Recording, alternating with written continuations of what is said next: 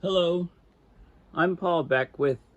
There's some places on Earth that are literally like paradise. And one of those places is Jasper in Alberta, a mountain town. I managed to, I was fortunate to see it a few years ago. And right now it's under siege by wildfire. So I'm going to talk about that briefly and make some comments about how humanity is just not dealing with these issues, trying to avoid them and rushing at the last minute, etc., etc. So this is my Twitter/X post, Paul H. Beckwith. Please follow me if you don't. I just tweeted this out. The mayor of Jasper says that the wildfire destruction is beyond description. As fire officials provide an update. So here we have fires which have been encroaching on Jasper, Alberta from the north and from the south. So first of all, to put it in context as to where we are, we're on Google Earth, and here's Jasper right here. It's on the foothills of the mountains. This is Alberta, Calgary, Edmonton, just to put it into context of where we're talking about. And so we're right up here in the mountainous regions. There's Jasper National Park of Canada all around, and then there's a town right here. So it's an alpine town. The city of Jasper is the commercial center of Jasper National Park. The park has glacier-fed lakes, forests, and rivers.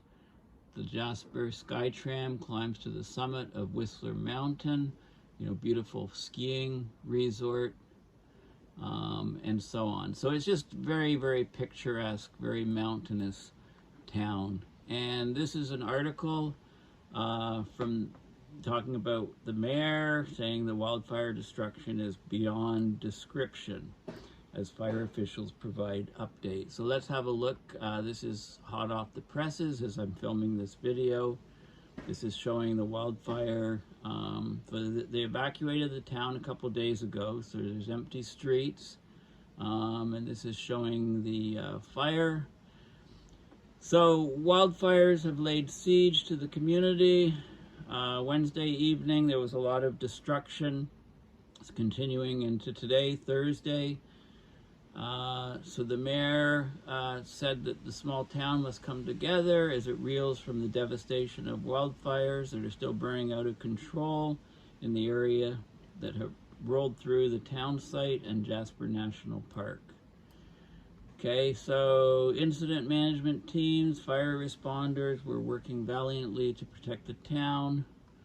And they're failing. The winds are high, the fire is spreading rapidly, and it remains to be seen over the next few days how much of the town is actually left after this wildfire has played out. Okay, so Parks Canada safely evacuated about 25,000 people from the town and the national park. No injuries reported.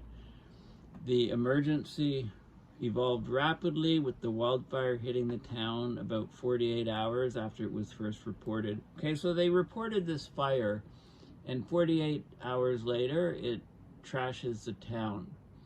So, does this mean that humanity is helpless to protect gorgeous towns, even given 2 days' notice? Okay, so that's a question I'll talk about more in a minute. They had a bit of rain, which helped the situation. The Canadian military was called, and they're on their way, probably too late. There's wildfires burning in every corner of the province, it says. The Federal Emergency Preparedness, this is the FEMA equivalent in Canada, said is on his way to Edmonton to help coordinate.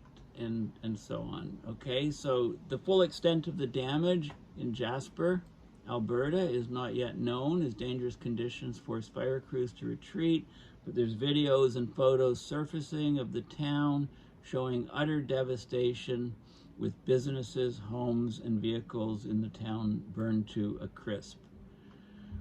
There's a lodge, Malign Lodge. Hotel was completely consumed by flames. Fairmont-owned Jasper Park Lodge also confirmed that the fire had reached that historic resort's ground on Wednesday night.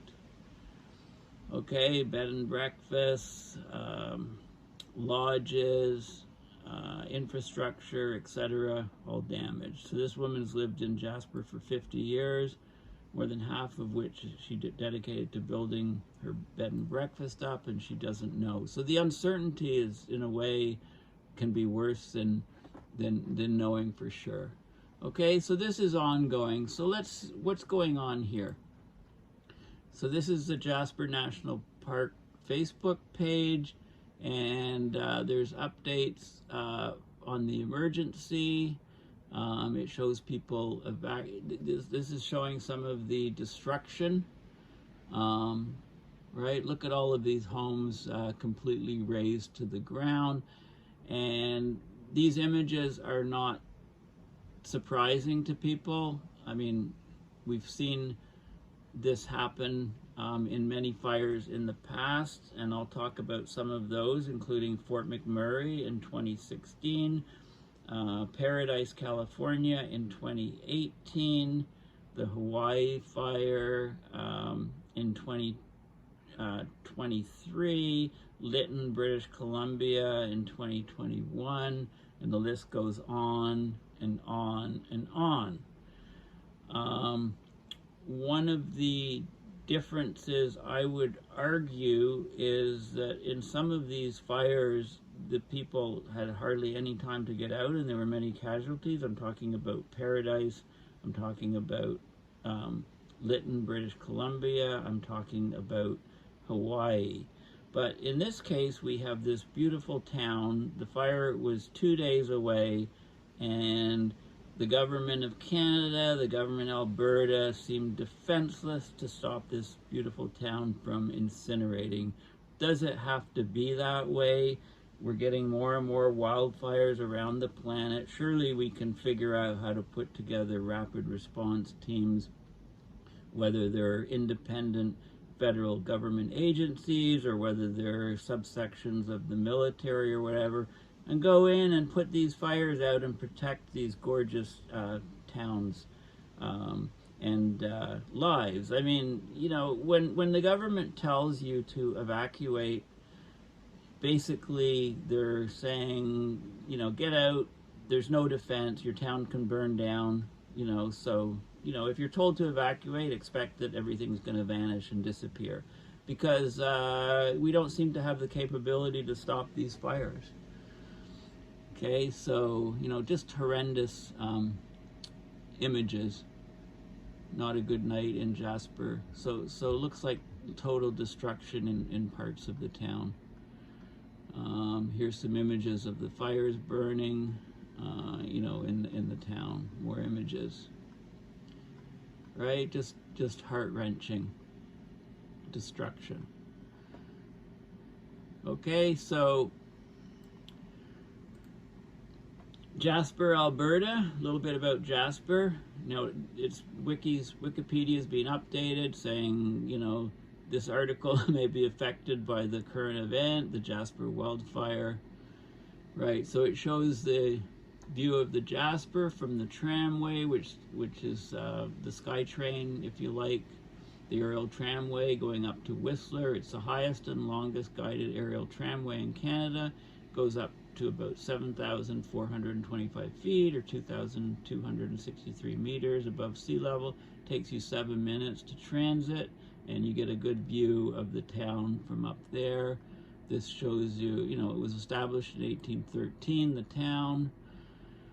Jasper House was a fur trade outpost of the Northwest Company, and then Hudson's Bay Company, and so on. And Jasper Forest Park, established in 1907, and renamed a national park.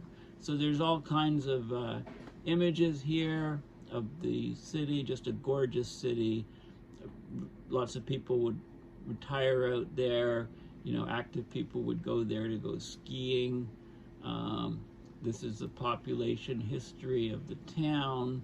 So not many people lived there, but, you know, the town had 25,000 people being evacuated. So, you know, maybe a fifth of those are residents and the rest are tourists and hikers and etc. Okay, so yeah, it's just another catastrophe. Another town burned down by wildfire. Wildfires, of course, are much more intense and stronger, and they're especially in regions that experience heat waves, and then high winds, spark, and you know that the town's just destroyed. Fire, even though we knew 48 hours, 2 full days in advance that this fire was heading towards Jasper.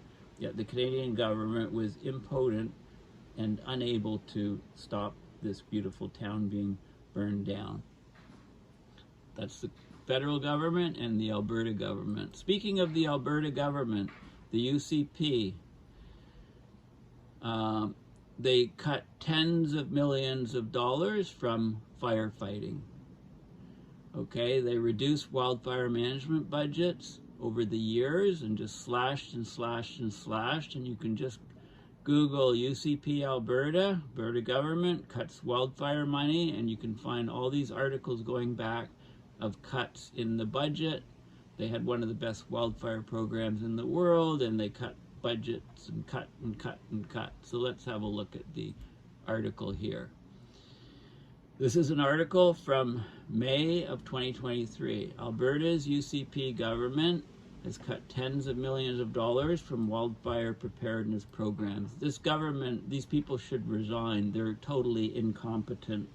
They just lost one of the most beautiful cities in the province of Alberta, and it was completely preventable, but they keep cutting budgets and they don't know how to stop a fire that's 2 days away from a gorgeous town.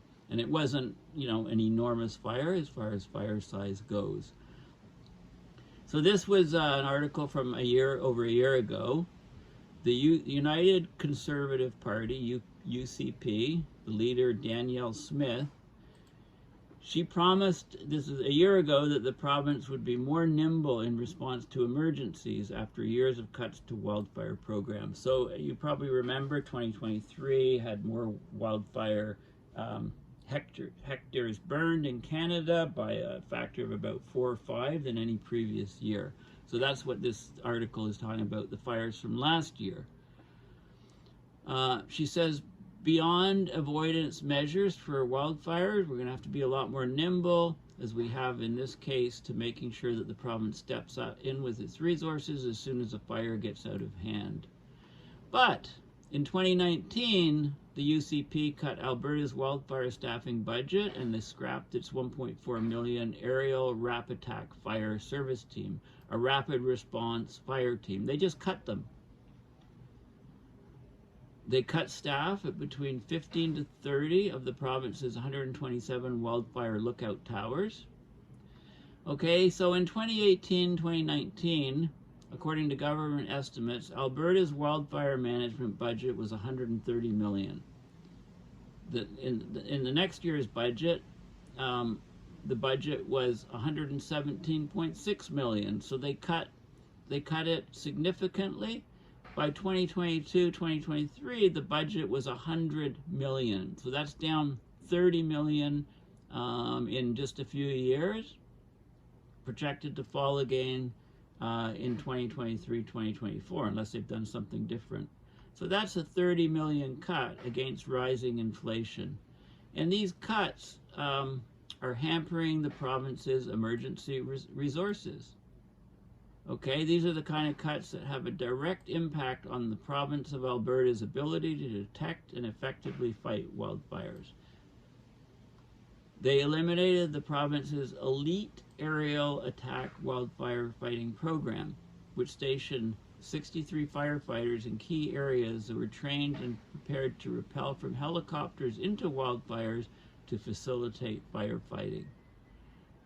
Okay, She was asked last year if she thought the UCP government cuts to the Repel Fire program under Kenney was a mistake. She said, look, having a 10 times worse fire event from what we've seen historically is going to make us analyze what we need for baseline support. We'll have to do the assessment in future years. So the government of Alberta is a joke when it comes to fighting wildfires, and they've now just lost a jewel town, mountain town in Alberta, Jasper, Alberta. And they're liable for what happened. It's absolutely insane. The UCP government in Alberta are climate deniers. They don't recognize that climate change is even happening. You know, they're all rah, rah, rah oil companies, and look what happens. Talk about karma, right? It's just disgusting. Fort McMurray wildfire, of course, they had advance notice. Big fire was coming. They evacuated at the time. There weren't casualties. This occurred in 2016, destroyed 2,400 homes and buildings. Now, this is in the heart of the Alberta tar sands / oil sands. This fire was devastating to infrastructure, but people had been evacuated. Obviously, they couldn't stop the fire from going into the town. And if you go there now to Fort McMurray, it's unrecognizable that there was even a fire because it's oil company money, government of Alberta money. They rebuilt the town, infrastructure, etc., etc. Hopefully they made it fireproof. Okay, unlimited funds basically for them to rebuild from this massive wildfire. And there's a whole book by on fire weather on this particular fire by John Vaillant. A few years after that, there was the Camp Fire, which basically probably, I think, developed from power lines being knocked over in high winds, sparking, heat waves, and droughts in the region. Fire spread and took out the town of Paradise, California. Very, very rapid. People didn't have time to evacuate, many casualties. Okay, so then Lytton, British Columbia, wildfire 2021.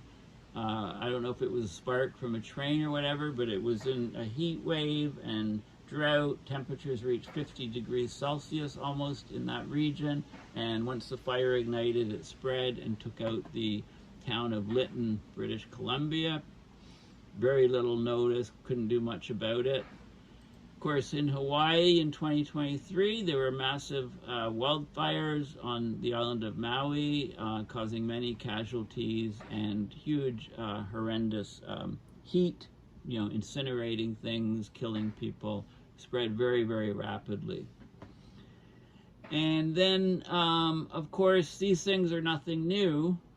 And we're getting wildfires up in the Arctic Circle. So here's wildfires ravaging the Arctic Circle. How's that, Daniel Smith? Do you think that's climate change related or not? This is an article from about a month ago. This was in Sakha, Russia. They'd experienced wildfires in 2021 and then again this year. Their wildfires are once again ravaging the Arctic Circle. It's the third time in the past 5 years that high-intensity fires have swept across the Arctic Circle region.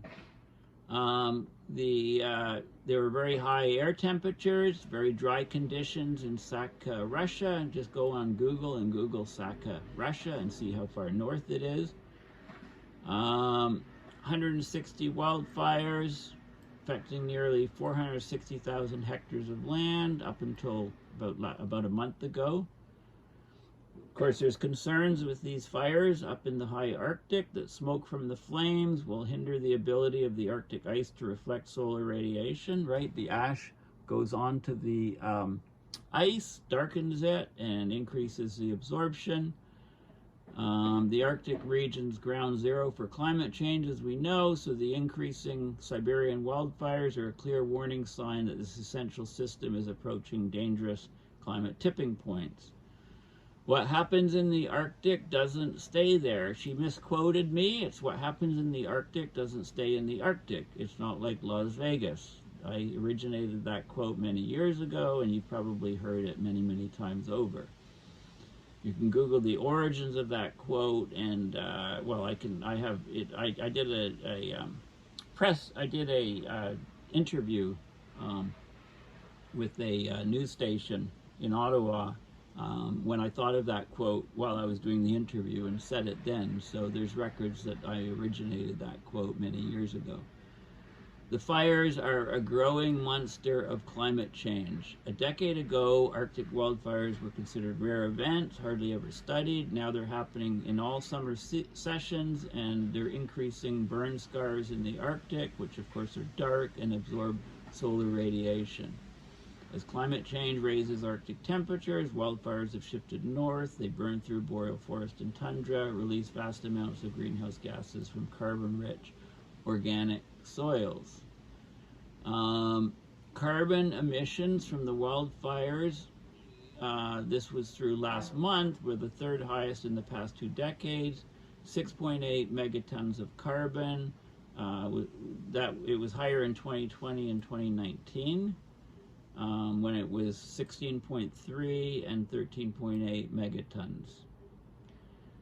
Okay, and of course it affects the declining Arctic sea ice, which is shown here. Okay, so wildfires are going to be with us. We need to deal with them, and when a wildfire is 2 days away from a town, a jewel like Jasper, Alberta, we damn well better figure out a way to stop it before it incinerates towns. We're not useless, we're not helpless.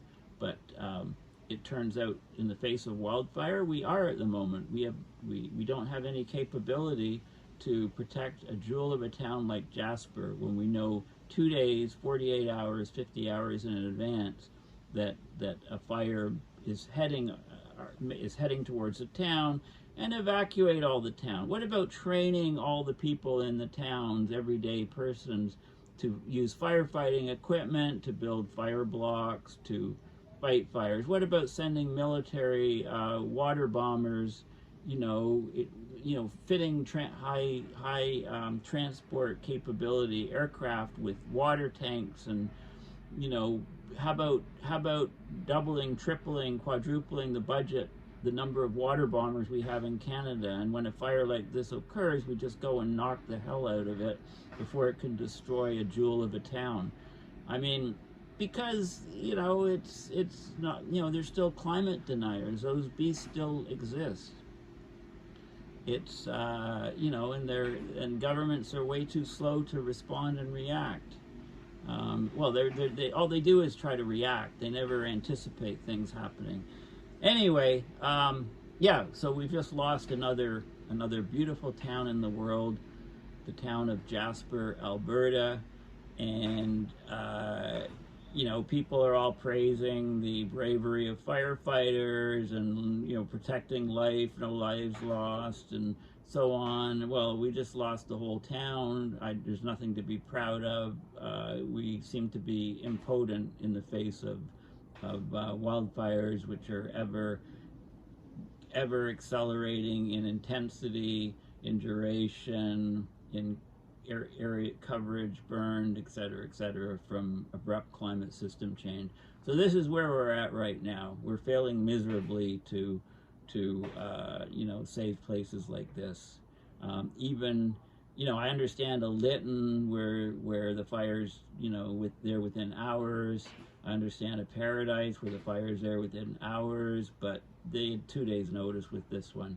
And they had a lot of advance notice with the Fort McMurray fire, and almost no notice with the Hawaii fire, right? So even the fires that are 2 days out from burning down a town, we have no way to protect the town, it seems. I mean, this is just BS.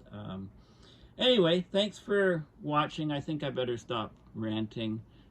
Please go to my website, paulbeckwith.net, and donate to PayPal to support my research and videos. Thanks for listening, and bye for now.